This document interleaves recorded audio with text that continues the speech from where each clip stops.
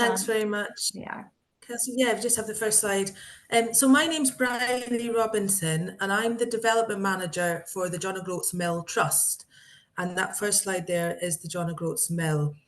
I've basically prepared a little talk just to take you through our project, its background, what we did, how we approached it. And I've slightly picked up on some of the questions that are coming through. So I might be giving a bit more information on some elements, a little bit less on the others, but I'm more than happy to take specific questions after, which might be the most useful thing you could learn from me.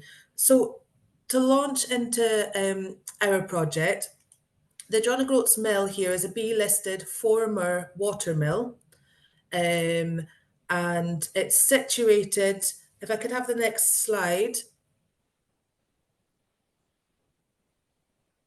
It's situated right at the top of mainland Scotland. You can see that pin there. And you might have heard of John O'Groats. John O'Groats Land's End is a popular tourist route. If I could have the next slide. So again, you can see the pin on the left-hand side of the map. That's where the mill is in relation to the main harbour at the village, which is to the right. You can see the sort of buildings and a few more marks on the map. So it's to show you its coastal position and where it is on the edge of a village. If I could have the next slide, please. And this is a close-up picture of the mill itself. So the mill is B-listed. It was built around 1901, but built on the site and incorporating some earlier mills. The building itself had been run as a mill by the same local family since 1750, right up until about 2001, when unfortunately the last miller died suddenly, and there was no one else in his family to carry it on. So it's been empty and unused for over 20 years. And the mill was a functioning mill, but it very much was the heart of this rural community. Agriculture in Caithness and milling was a huge industry for a very long time. And the mill would be, in a lot of rural communities, a gathering place. In the winter, it had a kiln fire on and people would gather by it. People were in and out all the time, either farmers taking their own grain to be milled or people buying grain. So it was a building that everybody knew, and it's very unusual for a water-powered mill to have still been in use relatively recently, only 20 years ago. So it's still a very live memory within the community. The John O'Groats Mill Trust is a charity that was established in 2017, and this was on the back of a recognition within the community that without either restarting the mill or finding a new use for the building, it would be lost to the area because it wasn't being used at all and would just further decline. So the trust was set up. It has 11 directors, voluntary directors, all drawn from the local village of John O'Groats. It has a membership as well, which is the boundary is set for the membership of the local community council area. I'll tell you a little bit about then the risk of loss for this project was the building itself. The heritage asset was at risk of loss without a new use. And the funding we applied for was to refurbish and bring this building back into use for the benefit of the community. The John O'Groats Mill Trust had already acquired the building at the point we applied to COF funding, and the trust had done that through applying to the Scottish Land Fund for and some other funders, but majority of the money for the purchase came from the Scottish Land Fund. So they'd secured that, owned the building, and then were looking to actually save it for the future by repairing it and bringing it back into use. And to bring it back into use and make it feasible, they're not only repairing the existing B-listed building, but also adding on an extension which will be able to house all of the new facilities, such as toilets and a wee prep kitchen. And it'll also be a much more easily heatable room than the old mill itself. And the existing mill is going to be repaired basically to be kept exactly as it is, because it's a B-listed building. We want to minimise the intervention into that structure. the only real interventions will be for accessibility, so a lift will be added, and also for fire regulation, so there will be some new fire exits. But otherwise, the existing mill has been kept as it is and turned into a heritage visitor attraction. And the new extension will be the reception area and also a room that will be handy for community use. So as well as being a heritage visitor attraction, the mill will be a community venue and facility, either for use by community groups to meet once a week for example, for a craft group meeting, or also an occasional use as an actual venue. You could hire out the top floor and host burn suppers or things similar to that. The project started with consultation nearly straight away after the John O'Groats Mill Trust was formed. And this was key to ensuring that the decision on the end use of the building was something that the community wanted as well as needed. So surveys went out around the community, online and in paper, and then also specific groups were targeted, such as local schools and local agencies as well were targeted to give feedback on consultation and on end use. Following that consultation period, a few options were looked at for what could be the end use of the building and how it might be configured to that end use. And as well as the community being involved in this decision, Historic Environment Scotland were brought in, who are the equivalent of English Heritage, and were brought in very early on to discuss the placement of any additional extensions, so that when it came later on in the project, when we were applying for listed building consent, etc., and applying for funding from heritage bodies, we could demonstrate that the project from the very early on had been done with conservation principles in mind, and we had consulted with the relevant bodies. And it helped manage risk to ensure that we weren't planning extensions and changes to listed building that 2 years down the line would then we'd have issues getting it passed or approved. So once we had some options, again, we went out to community consultation. We held open days where we displayed the various options for how the building would be used and where extensions would be built. Again, gathered feedback from that, and it boiled down to our final plan, which was to build this extension to the rear of the building, and for the main community, for it to be a community venue and mixed use, as well as being a heritage visitor attraction. This consultation all then fed into a feasibility study that was drawn up. And one of the big things the feasibility study did was ensure that our chosen end use, after having gone through the consultation, was feasible, that we could, it was likely that we could raise the income and make a sustainable business out of the end use at the end of it, as well as making sure that what we were proposing to use the mill for didn't displace any existing businesses. So we consulted with the local cafes, local businesses, to make sure that what we were proposing the mill would be used for would be complementary to other businesses in the area rather than competing with them.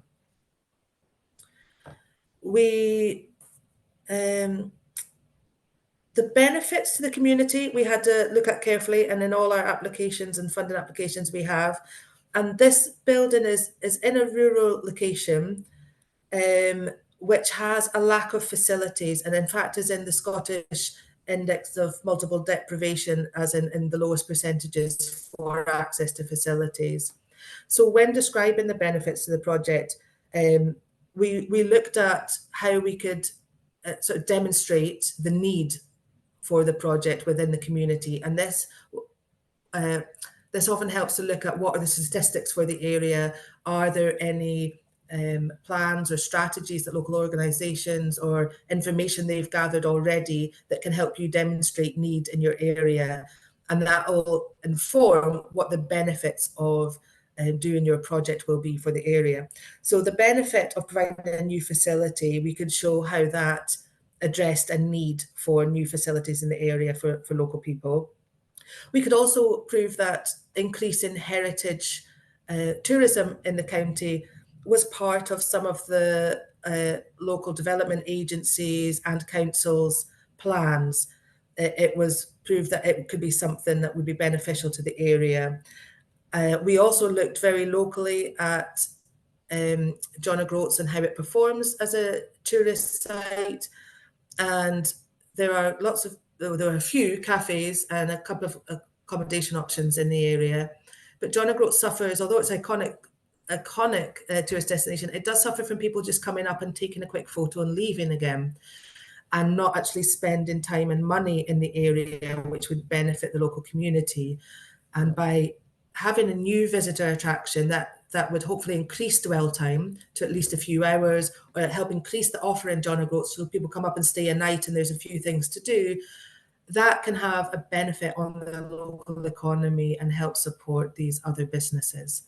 So there are a few social and economic benefits that the project would bring, as well as lack of facilities. The area also suffers from, quite a lot of the population suffer from isolation and loneliness. So we made sure that the type of facility we're providing can host the type of activities that will help combat that isolation and loneliness, and the type of activities that we want to carry out there will be targeted towards that.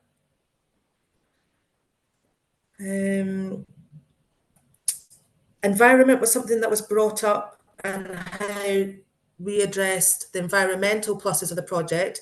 I would say for all of the projects here, because they are heritage based, if you are repairing an existing building and bringing it back into use, that fundamentally is an environmental positive, because demolition of existing buildings is a waste essentially, and making new buildings where you don't need them, that all of that is very bad for the environment. So the fundamental principle of your project should first off be quite an environmental one anyway, because you're restoring and using an existing building. Now, other ways of showing how you're environmentally how your project has been thought about and will contribute positively to the environment are reuse of existing materials, which again, if you're a listed building or a heritage building, you're more likely to use second-hand slates to match your existing, and natural materials like stone and lime mortar. So that's another element that's environmentally friendly.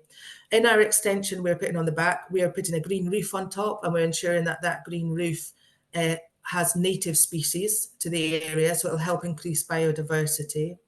We are using a heat pump for our energy, which is a more environmentally friendly solution than others. Part of our education within the mill, within the heritage tourist attraction, is on renewable energy. And because it is a water-powered mill, it's an original source of renewable energy. And Caithness, our local area, also has a lot of wind farms and tidal energy projects. So with that being part of our interpretation inside, we can show that we're educating people and helping people learn about renewable energy. On a wider scale, we are also making sure that the building works themselves are sourced locally, the materials are sourced locally, that the supply chain is local as much as possible. For our retail element we'll have in the heritage attraction, we will again be sourcing products locally. We are trying to minimise transport emissions on our meetings between our design team that are spread all over. So for this development period over the last couple of years, we've held a lot of meetings on Zoom rather than meeting in person. So there's probably a lot of ways that your project is making positive environmental choices. It's just about thinking outside the box and thinking of all of them to gather them into explaining how you're doing that. Local support, we evidence that by, for one, we are a local charity, and our board of directors is from the local area. Our membership is limited to being within our community council area, and the community council has a membership of around about, or not a membership, sorry, a population of around about 1,600 people. Our membership is around about 500, so we have nearly a third of our community council area are members of our trust, and that shows a very high level of community support for it. We have a very popular Facebook page, so even demonstrating how many followers and likes we have on social media can show good support for it. Of course, we had a consultation, so that also shows support for a project.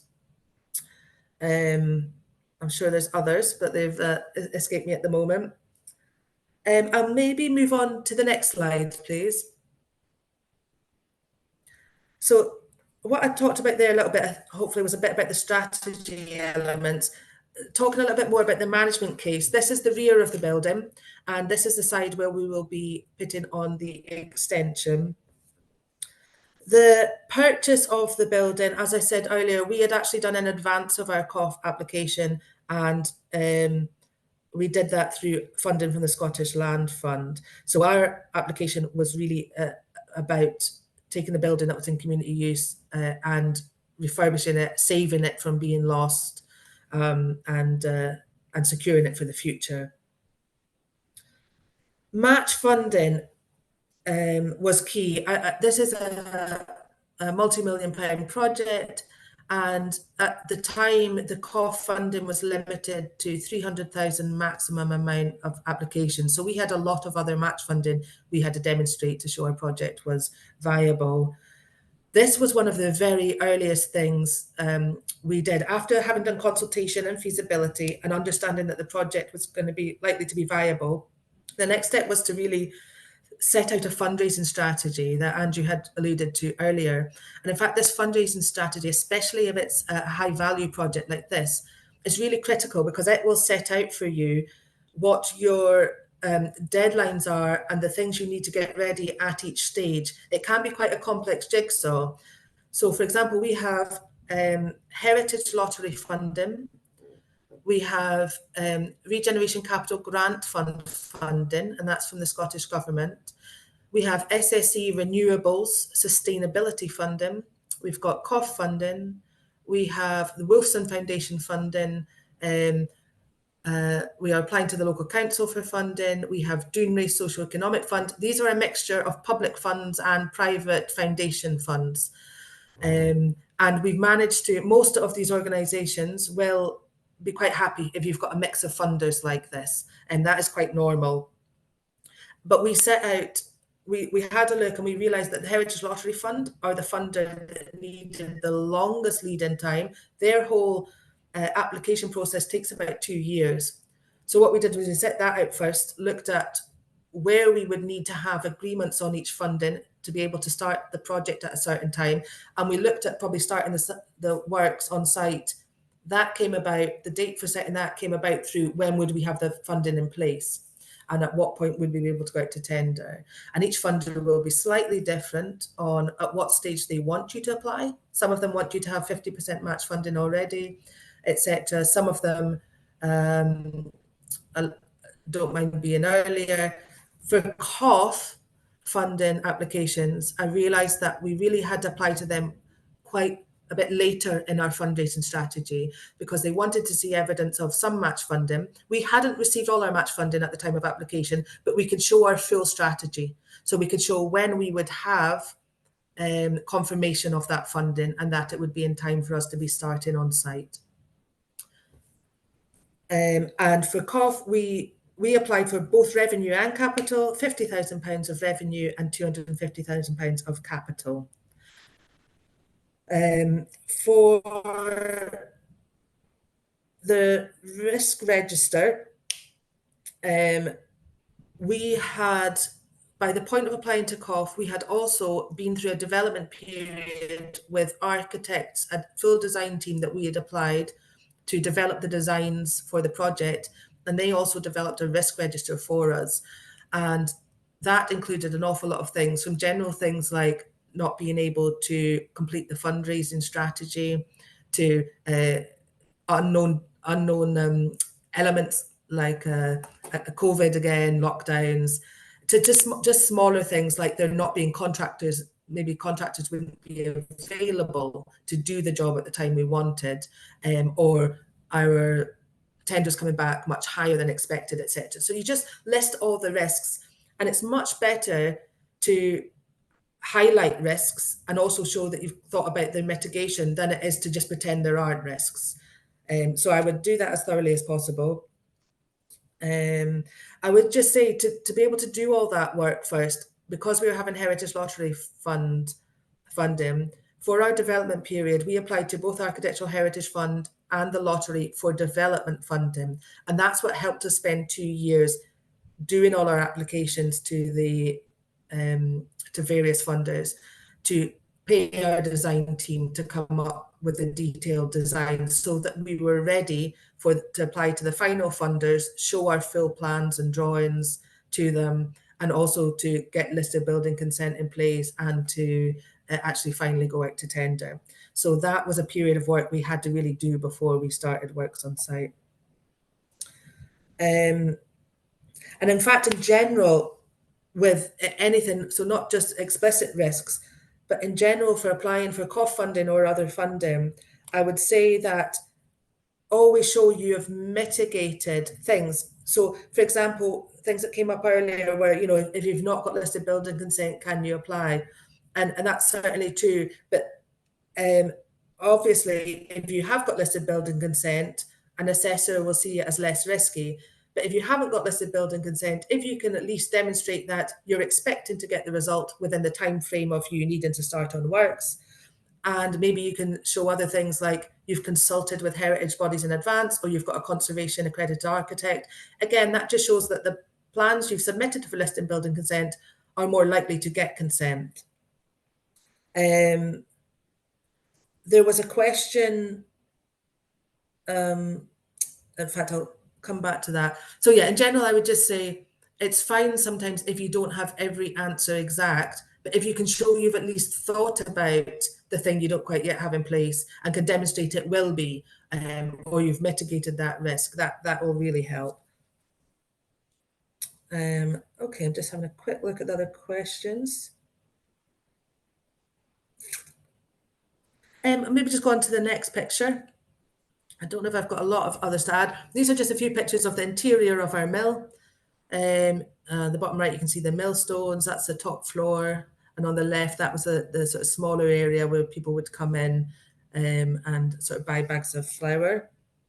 And the next slide, please, is the architect's impression of the new extension on the back. In fact, accessibility is something that I've not talked about yet. And demonstrating sort of it being accessible to all, there's obviously physical accessibility, and as much as possible, we are allowing that. And the way we've demonstrated that is we're putting in a lift into the building. We have also got an entrance. Everybody arrives by the same entrance as well, where it's an accessible entrance.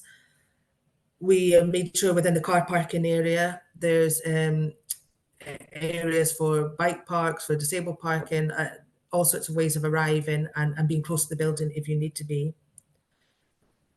We also, for the community use elements, we realised there are barriers to some people accessing facilities.